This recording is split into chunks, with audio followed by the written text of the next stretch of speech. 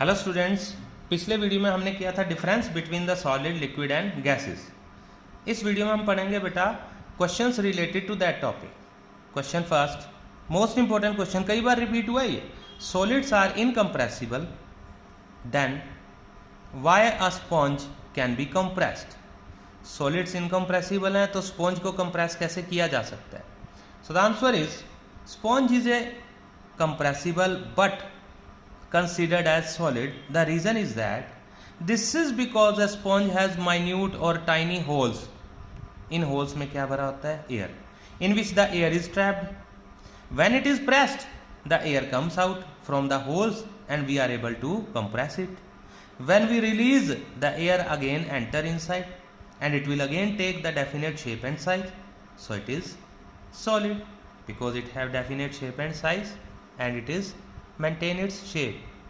Next question, the smell of hot sizzling food reaches several meter away but not so in cold food. गर्म खाने की खुशबू दूर तक आती है, ठंडे खाने की खुशबू नहीं है। ऐसा क्यों? फूड स्ट्रीट में जाके देखिए कभी, जो भी गर्मा गर्म नूडल्स, बर्गर और ऐसे कोई भी फास्ट फूड आइटम बनी है उसकी खुशबू दूर तक आएगी, आइसक्रीम्स पे कभी भी नहीं आएगी। क्यों? This is because at higher temperature the kinetic energy of the molecule high. Kinetic energy मतलब energy possessed by moving molecule and hence the rate of diffusion is high और उनका movement भी fast हो जाएगा। While at the lower temperature the kinetic energy and diffusion is low, so the hot sizzling food reaches several meter away but not so in cold food. इसलिए hot food की smell दूर तक जाती है। Next question is, what do you mean by the term filling of a gas in a cylinder? Gases do not have fix shape, they acquire the shape of the container in which they are placed and completely fill the container. So we say that कि gas चाहे 100 ग्राम भर दो 10 litre के cylinder में, वो सारी जगह occupy कर लेगी। इसे हम कहते हैं filling of gas in a cylinder. And the next question, next important question is that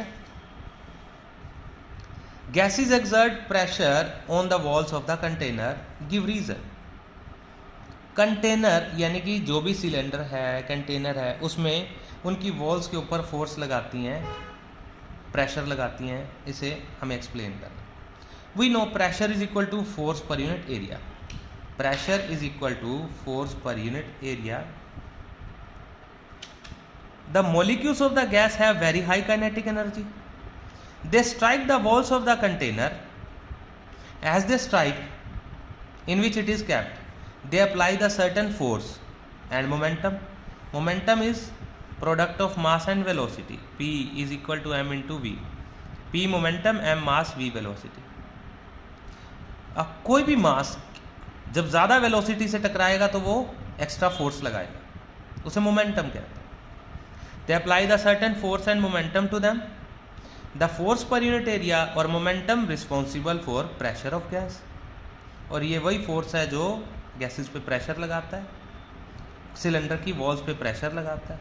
कभी कभी जब आपने सुना भी होगा बेटा, गर्मी में टेम्परेचर हाई होता है तो सिलेंडर बर्स्ट हो जाते हैं, फट जाते हैं, उसका रीज़न यही है। Next is, why should we call the wooden table is solid? Simple.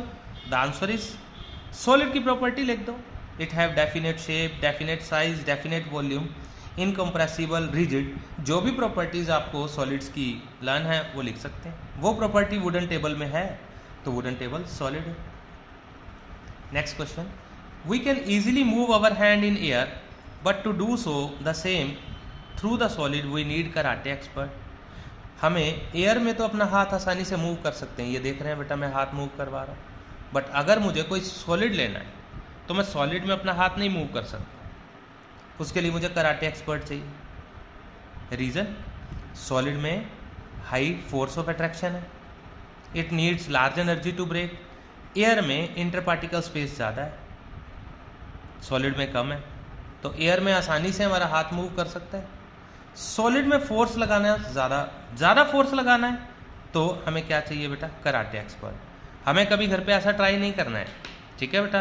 अगर हमने ऐसा ट्राई किया तो क्या चांस है बेटा? हमारे बोन्स ब्रेक होने का, क्रैक होने का चांस है बेटा, तो फ्रैक्चर के चांसेस अवॉइड करने हैं।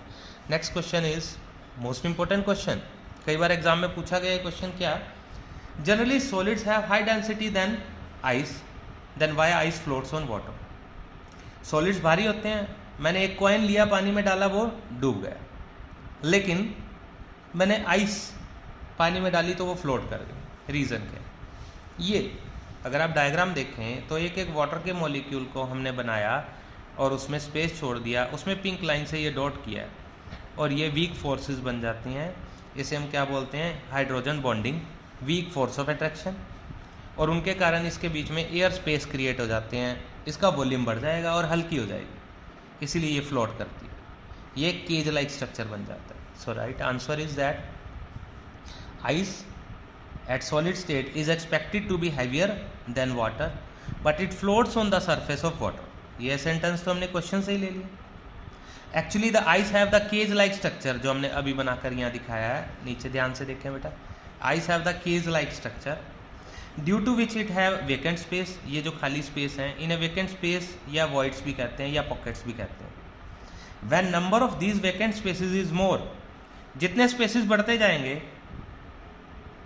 जितने स्पेसिस बढ़ते जाएंगे इसका वॉल्यूम कम हो जाएगा, इसका वॉल्यूम बढ़ जाएगा, और वॉल्यूम इंक्रीज होगा तो हमें पता ही है density is equal to mass by volume, volume increase तो density decrease, so it will start floating on the surface of water. जितनी डेंसर कम होगी उतना आसानी से ये क्या होगा? वाटर के सरफेस पे फ्लोट करेगा।